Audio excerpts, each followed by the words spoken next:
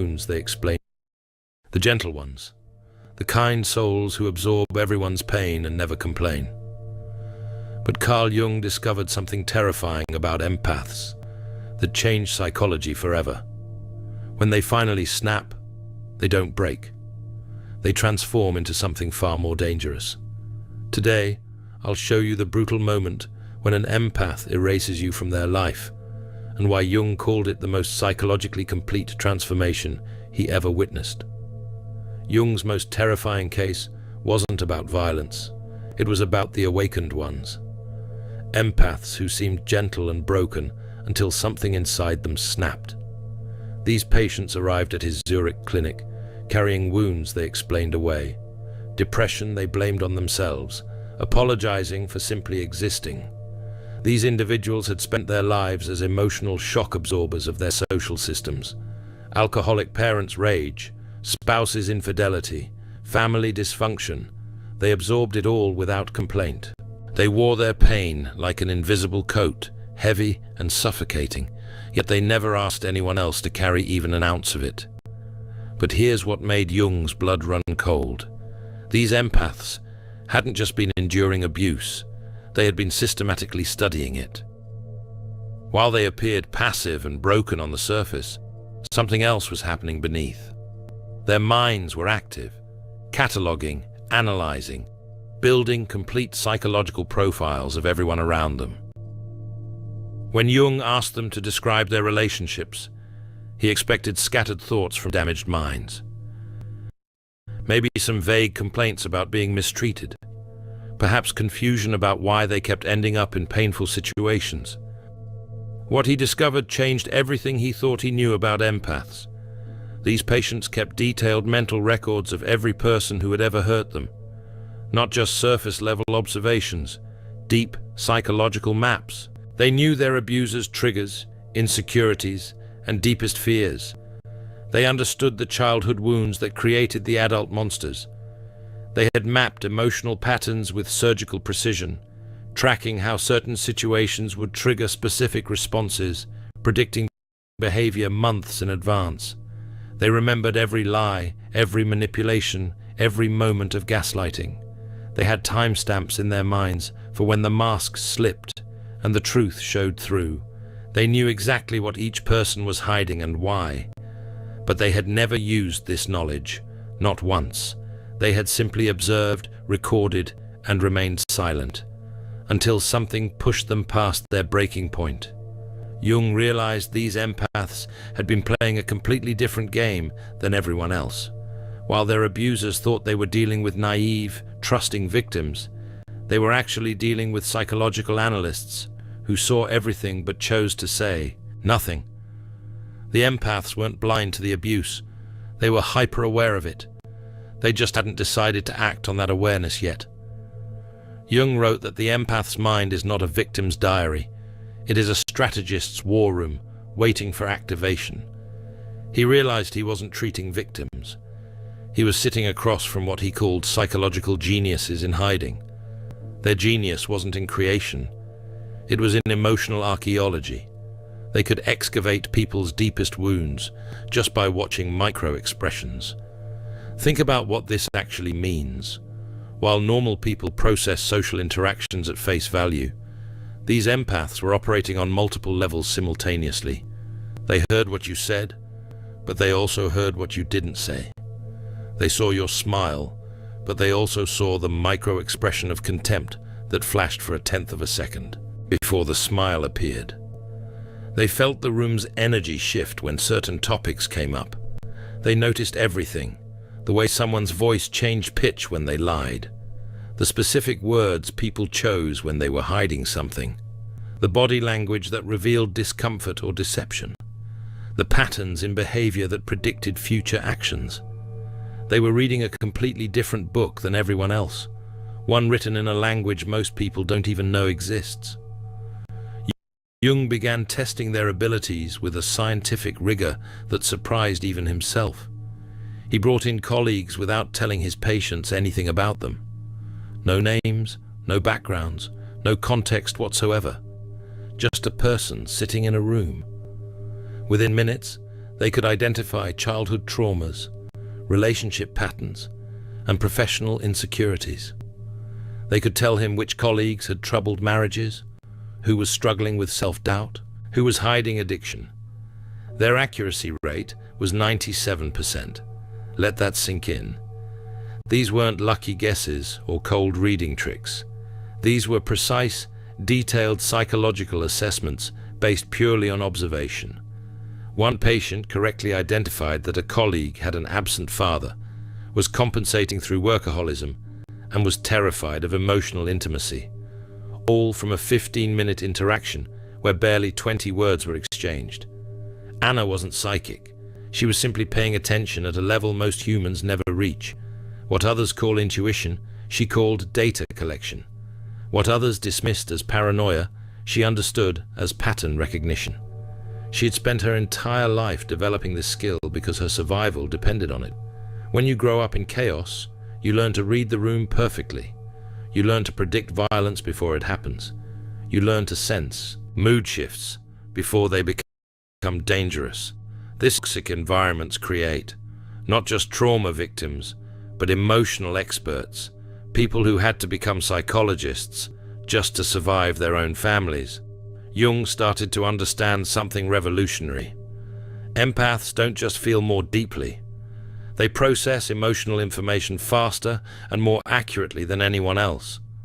Empaths aren't broken, they're alchemists in progress.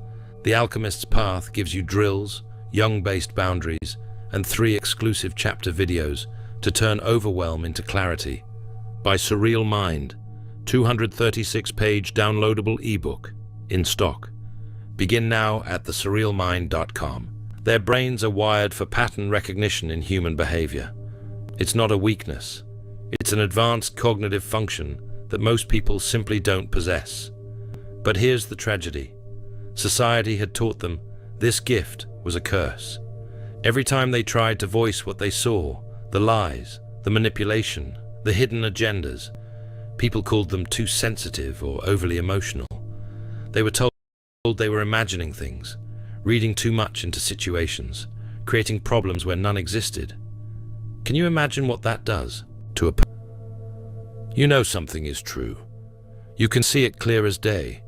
You have all the evidence right in front of you, but everyone around you tells you you're wrong, that you're the problem, that your perception itself is defective. So you start to doubt the one thing you should trust most, your own mind.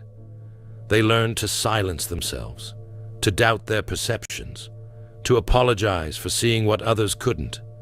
They learned that speaking truth made them social pariahs, that pointing out dysfunction made them the designated problem in every group, that their gift of sight was something they needed to hide if they wanted to belong. This is how society breaks empaths, not through direct violence, but through systematic invalidation, by teaching them that their greatest strength is actually their greatest flaw, by forcing them to choose between their truth and their relationships. And for years, decades sometimes, they choose the relationships. They choose to stay silent. They choose to absorb the pain rather than speak it. But the truth doesn't disappear just because you stop speaking it. It accumulates like pressure in a sealed container. It builds and builds and builds. And in these cases, it had been accumulating for decades. Every lie they said nothing about, every manipulation they witnessed in silence, every betrayal they forgave without acknowledgement, all of it stored away, catalogued, remembered, waiting for the moment when the pressure would finally crack the seal. Jung identified a consistent pattern. The transformation didn't happen gradually. It happened in one explosive moment he called shadow integration under extreme duress. The trigger was always profound betrayal by someone the empath had completely trusted and protected. Not just any betrayal, the specific kind that shattered every remaining illusion they were holding on to. In case after case, Jung documented the same scenario. The empath would discover infidelity, financial betrayal, or emotional manipulation from their closest person. The parent they defended, the spouse they protected, the friend they kept making excuses for, the one person they thought was different, the one person they believed truly loved them. What made it devastating wasn't the act itself. Jung noted this carefully in his observations. These empaths had endured worse violations before. They had survived more obvious abuse. What destroyed them wasn't the magnitude of the betrayal, it was the source. It was discovering that the person they had given their complete trust to, the one they had made themselves vulnerable for, had been betraying them all along. But here's the part that broke them completely. It was the realization that they had seen the signs all along and ignored them. Their gift of perception had been screaming at them for months, maybe years. Every instinct had been firing warning signals. Every observation had been pointing to the truth. But they had chosen to believe the best in someone who was actively destroying them. They had betrayed themselves. They had ignored their own inner knowing. They had silenced their gift to maintain a relationship with someone who didn't deserve their silence. And that self-betrayal hurt worse than the other person had done. These patients did what empaths do. They said nothing. They absorbed the pain in silence. They blamed themselves. How could I have been so stupid? How did I not see this coming? Why did I ignore what I knew to be true? They tried harder to be perfect partners, children or friends. Maybe if I just love them more. Maybe if I just give them one more chance. Maybe if I prove my loyalty, they'll finally change. But something was different this time. The betrayal had been so complete, so undeniable, that they couldn't make excuses anymore. They couldn't explain it away. They couldn't blame themselves for someone else's choice to destroy them. The cognitive dissonance between what they knew and what they wanted to believe finally shattered. Then came the moment that changed everything. Jung called it the clarity event. When the empath's pattern recognition finally overwhelmed their need to believe the best in people. It was like a dam breaking. All those years of accumulated observations, all those silenced perceptions, all that suppressed knowing came flooding back at once. Most people would expect empaths to cry, to scream, to fall apart. Their abusers expected that too. They had seen empaths break down before. They were prepared for tears, for pleading, for emotional chaos. They had their manipulation tactics ready, the apologies they didn't mean, the promises they wouldn't keep, the sob stories that had worked every other time. What happened instead was something that terrified everyone involved. The empaths became unnaturally calm. It was like watching someone step out of a fog they had been lost in for years. Their eyes changed. The confusion disappeared. The self-doubt vanished. The desperate need for approval evaporated. In its place was something their abusers had never seen before. Clarity. Absolute, unwavering, terrifying clarity. Jung described it as the moment. The victim realizes they've been playing chess while everyone else thought it was checkers. Suddenly, every move made sense. Every lie was obvious. Every manipulation was transparent. The entire game board was visible, and the empath understood exactly what had been happening the whole time. But more than that, they understood their own role in it. Not with shame or self-blame.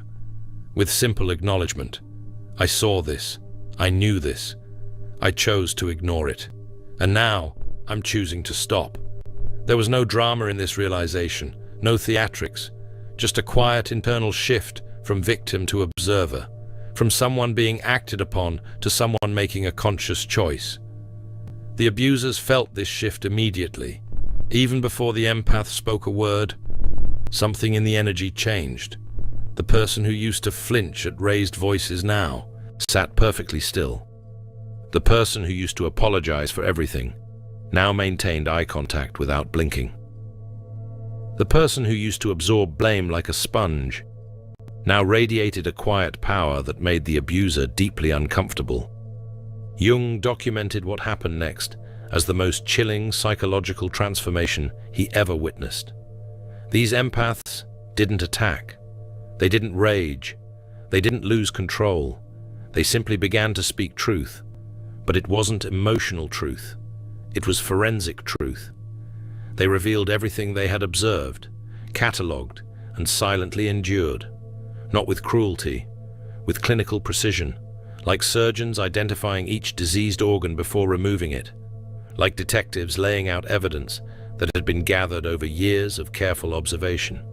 They spoke calmly, methodically, without a trace of the emotional reactivity their abusers were used to exploiting. One of Jung's patients told her husband exactly when she knew about each affair. Not just that they happened, but the specific dates, the tells that gave him away, the lies he told, and the truth she observed. She recited them like a court reporter reading testimony. Another patient told her narcissistic mother every manipulation tactic she had witnessed over 30 years, explained the psychological purpose behind each one, and described how it had affected the family system. No tears, no raised voice, just truth delivered with devastating accuracy.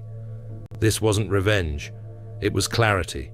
These empaths were finally using their gift of complete perception, not to excuse behavior, but to expose it, not to seek reconciliation, but to establish reality. They weren't trying to change the other person's mind. They were simply stating facts, drawing boundaries, and ending the relationship from a place of complete consciousness rather than emotional reaction. Jung wrote that hell has no fury like an empath who has finally learned to trust their own perceptions, because they don't need you to admit what they already know. They don't need you to apologize. They don't need your explanation or validation. They have all of that already. They gave it to themselves the moment they chose to honor their own observations over your gaslighting. What makes this so devastating for the abuser? For years they had been able to deny, deflect, and distort reality. They could make the empath question their own memory, their own sanity, their own worth. But now the empath is reciting specific dates, specific quotes, specific behaviors with the accuracy of someone who has been documenting evidence for years. There's nothing to deny. The truth is laid bare, and the abuser has no defense against someone who simply refuses to be gaslit anymore. He realized this pattern across his cases wasn't revenge. This was shadow integration. The moment when someone stops denying the parts of themselves they were taught to hide. The empath's shadow wasn't evil. It was their suppressed intelligence, their silenced intuition, their denied strength. All the parts of themselves they had been taught were bad, wrong, or unlovable. Society tells empaths that their boundaries are selfishness, that their anger is inappropriate, that their ability to see through lies is judgmental, that their refusal to accept mistreatment is cold. So empaths learn to suppress these aspects of themselves. They bury their intelligence because it makes others uncomfortable. They silence their intuition because it disrupts social harmony. They hide their strength because it threatens people who need them to be weak. But these aspects don't disappear. They go into what Jung called the shadow, the parts of ourselves we reject and refuse to acknowledge. And they accumulate there, growing stronger in the darkness, waiting for the moment they can emerge into consciousness. Shadow integration is when you finally acknowledge these parts, accept them, and bring them into your conscious identity. When they finally integrated these aspects of themselves, they became what Jung called psychologically complete. Not perfect, not healed in some fairy tale way, complete. They acknowledged that they contained both light and shadow, both compassion and discernment, both love and boundaries, both the ability to connect deeply and the ability to walk away permanently. This completeness is what made them so powerful. They were no longer operating from a split consciousness, where part of them knew the truth, but another part denied it. They were no longer at war with themselves. They had unified their perception with their action. They saw clearly, and they acted accordingly. No more cognitive dissonance, No more self-betrayal, just complete alignment between inner knowing and outer behavior. Here's what made these cases so disturbing for Jung. The transformation was permanent. These patients didn't cycle back into people-pleasing. They didn't apologize for their newfound boundaries. They didn't second-guess their perceptions anymore. It wasn't a temporary burst of anger that would fade. It was a fundamental restructuring of their entire psychological framework. They had crossed a threshold they could never uncross. They had become what Jung feared most. Empaths who could no longer be manipulated. The changes didn't stop at the psychological level.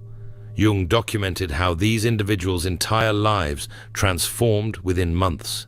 They left abusive relationships with strategic precision, not in a storm of emotion, not with dramatic confrontations or public scenes.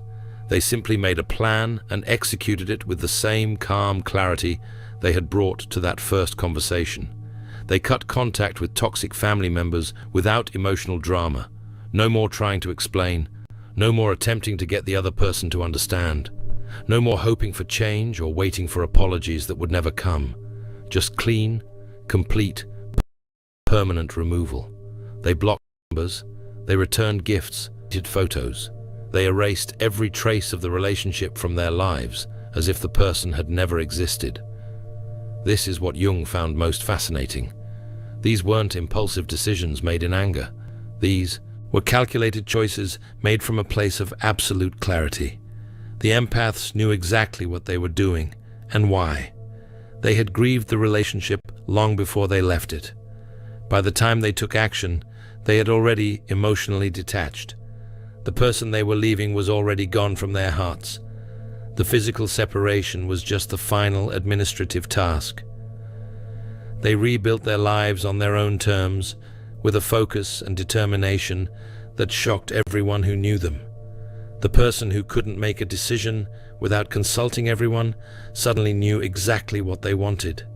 The person who always put others first suddenly had clear priorities with themselves at the center. The person who was always available suddenly had boundaries that were firm as stone.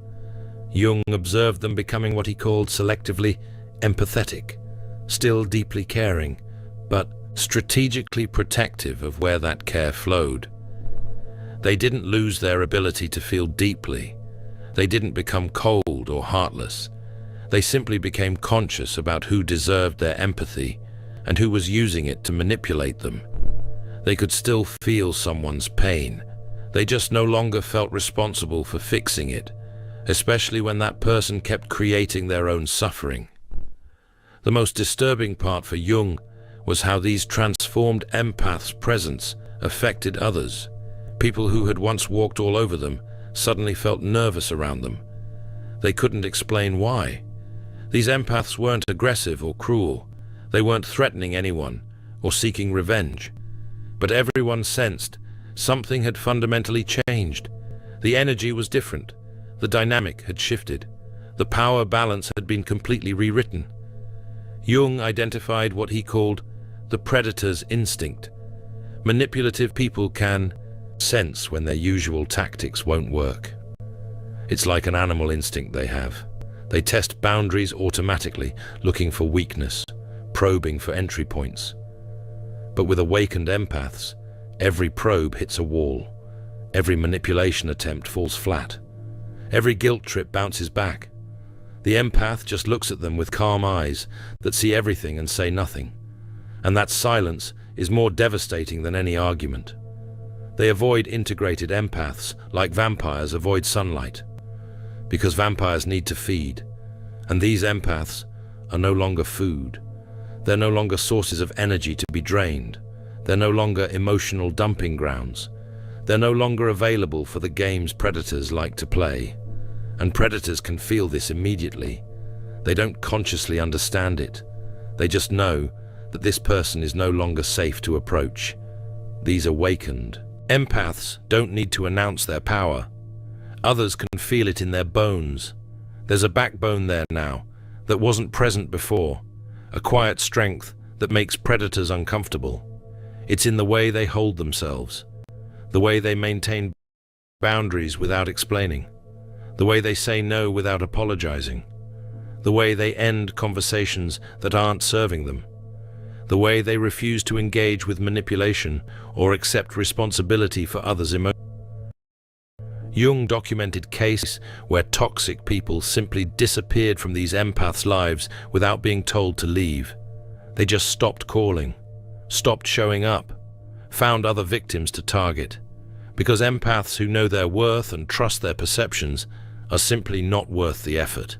They can't be gaslit. They can't be guilt-tripped. They can't be convinced they're the problem. They see through every tactic before it's fully deployed. And manipulators hate working that hard for no reward. These empath transformations didn't happen in isolation. Jung documented how their changes affected every system they had been part of. Family dynamics collapsed, not because these individuals destroyed them, but because they stopped enabling dysfunction. Alcoholic family members were forced to face their addictions without empaths as emotional dumping grounds. Depressed relatives had to find other sources of validation. Manipulative siblings could no longer use these transformed empaths as psychological punching bags. Here's what made Jung realize how powerful awakened empaths truly are. Their transformation forced everyone around them to evolve or reveal their true nature. The healthy people in their lives grew stronger from their example. The toxic people exposed themselves through desperate attempts to pull these empaths back into old patterns. Jung observed something he called the empath's mirror effect. These transformed individuals didn't have to actively confront people's dysfunction anymore. Their mere presence reflected issues back with uncomfortable clarity. Manipulators couldn't stand to be around them. They felt exposed, seen through, unable to operate their usual psychological games. Meanwhile, authentic people felt safe with these empaths for the first time. The awakened empath becomes a living lie detector, not through judgment, but through presence.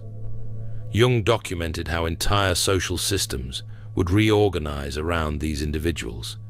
Some relationships deepened, others dissolved, but everything became more honest, more real, more aligned with truth.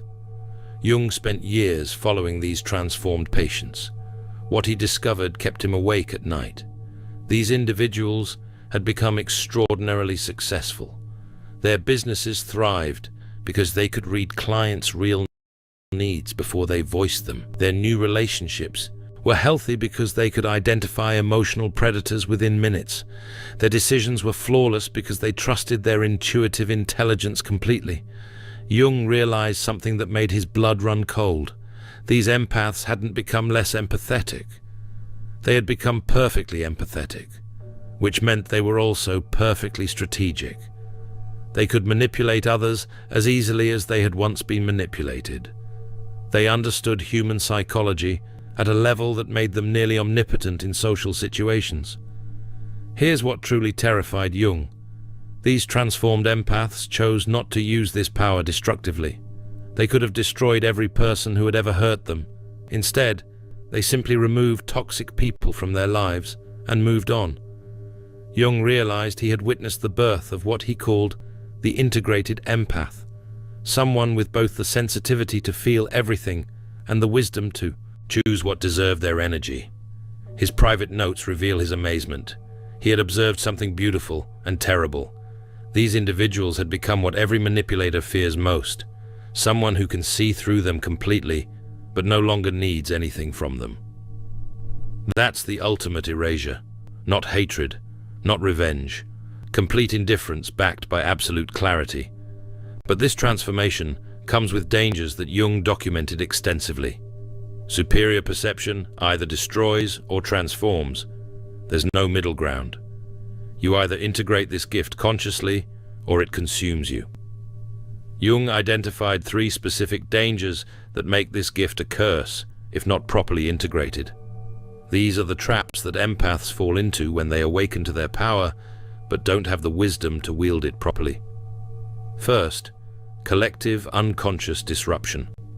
When someone sees through the shared illusions that hold groups together, the unspoken agreements to ignore certain truths, they become a destabilizing force. Every family has secrets. Every workplace has dysfunction. Every friend group has unspoken rules about what can and cannot be discussed. These collective agreements create a social glue that keeps the group functioning, even if that function is unhealthy. The empath who starts speaking truth violates all these agreements at once. They point out the alcoholism everyone pretends is just social drinking. They name the favoritism everyone pretends doesn't exist. They acknowledge the abuse everyone has agreed to ignore. And the group doesn't thank them for this honesty. The group turns on them, because maintaining the illusion is more important than facing the truth. Organizations, families, and societies function partly through collective, unconscious agreements about what will and won't be acknowledged. The highly perceptive individual inadvertently violates these agreements simply by existing authentically. They can't unsee what they see. They can't pretend things are fine when they're falling apart. Their very presence reminds everyone of the truths they're trying to ignore. So the group makes them the problem. Better to exile the truth-teller than face the truth. Second, psychological isolation. The curse of consciousness is that it cannot be shared with those who do not possess it. The individual becomes an island of awareness in an ocean of unconsciousness. This isolation isn't just social, it's existential. You're surrounded by people, but completely alone, because no one else sees what you see or understands what you understand. These individuals often report feeling like they're living in a different reality from everyone around them, like they're watching a play where everyone else thinks it's real life. They can see the scripts people are following, the roles they're playing, the patterns they're trapped in. But when they try to point this out, people look at them like they're speaking a foreign language. The loneliness of superior perception can be absolutely crushing. Third, identity dissolution. Most dangerously, Jung found that people who absorb unconscious contents from others often lose contact with their own authentic personality. They become so flooded with external psychological material that they can't distinguish between their own inner world and what they're absorbing from their environment. Jung called this participation mystique, a state where psychological boundaries dissolve and the individual becomes merged with collective unconscious contents. The danger is not merely social exile, but psychological annihilation, the complete loss of individual identity in favor of collective possession. These empaths became targets for what Jung extensively documented as shadow projection, where people unconsciously attack them for reflecting what they refuse to acknowledge in themselves. The person who sees clearly gets blamed for creating the problems they're merely observing. Jung documented this pattern repeatedly. When they would gently suggest that someone seemed troubled, that person would explode at them for being negative or creating drama. When they'd express concern about obvious problems, they'd be accused of being judgmental or manufacturing issues where none existed. The bearer of superior perception becomes the repository for all that the group cannot consciously acknowledge about itself. This is the scapegoat phenomenon that empaths must neutralize through integration. Because unintegrated superior perception posed such dangers, Jung developed what he called the individuation process, a systematic approach to maintaining individual identity while developing conscious relationship with unconscious contents. This is how the empath transforms the curse into a gift. Phase 1. Conscious discrimination. Jung taught his highly perceptive patients to first recognize when they were absorbing psychological material that wasn't their own. He called this the ability to distinguish between authentic inner experience and unconsciously absorbed external content. The first task is to establish what belongs to you and what belongs to others. Without this discrimination, there can be no individual development. Technique. Jung instructed patients to spend time in complete solitude daily, allowing absorbed material to settle so they could recognize their own authentic psychological voice. This prevents overwhelm and identity dissolution. You learn to sort through the emotional data you've collected and identify what's yours versus what you've picked up from others. Phase 2. Shadow work. Jung discovered that people who see others' shadows clearly often do so because they haven't integrated their own. The more you deny your own capacity for deception, selfishness, or cruelty, the more disturbed you'll be by seeing these qualities in others. Shadow integration means acknowledging that you contain every human quality you observe in others. This doesn't make you a bad person. It makes you a complete person who can see clearly without judgment. When you integrate your shadow, something remarkable happens. You stop being triggered by others' dysfunction because you've acknowledged those same capacities within yourself. You can observe manipulation without being devastated by it because you understand the human capacity for self-protection, even when it manifests destructively. You become someone who sees everything but judges nothing. Phase 3. Conscious participation. The final phase involves what Jung called conscious participation in the collective unconscious, the ability to engage with others' psychological contents without being overwhelmed or losing your individual identity. This requires developing what Jung called psychological containers, the ability to hold others' unconscious contents temporarily while maintaining awareness that they are not your own. The individuated person can serve as a bridge between conscious and unconscious, helping to make the unconscious conscious in others without sacrificing their own psychological integrity. This is the conscious choice that transforms the empath from a victim to a balanced warrior. The erasure is complete because the empath chooses what deserves their energy. The empath's journey is not from sensitivity to numbness. It's from unconscious absorption to conscious choice. The moment they snap, they are not breaking. They are awakening to their power. This is Jung's erasure psychology, the complete psychological deletion of anyone who cannot match their level of integrity and consciousness. Danger is not in the sensitivity, it's in how long they wait to honor it properly. Jung believed the world needs these awakened ones, people who can feel everything without being destroyed by it, see everything without becoming cynical, love deeply without losing themselves. They become what he called consciousness pioneers, preparing humanity for psychological development that is inevitable but not yet obvious. The brutal moment when an empath deletes you from their life isn't about cruelty. It's about clarity. It's about someone finally choosing themselves after years of choosing everyone else. And once that choice is made, once that transformation is complete, there is no going back. You don't get a second chance with an integrated empath. You get erased, not with hatred, with indifference. And that, Jung discovered, is the most permanent form of deletion that exists. In The Alchemist's Path, perception training for empaths, you'll turn overwhelm into wisdom with practical drills, Jung-inspired boundaries, and step-by-step perception training. This guide includes 3 exclusive chapter videos to deepen each lesson. Written by Surreal Mind, 236 pages, beautifully designed 8.5 by 11 downloadable ebook, in stock now. Start your training today. Feel deeply while thinking clearly. Get The Alchemist's Path at thesurrealmind.com. Thanks for watching. See you in the next dimension.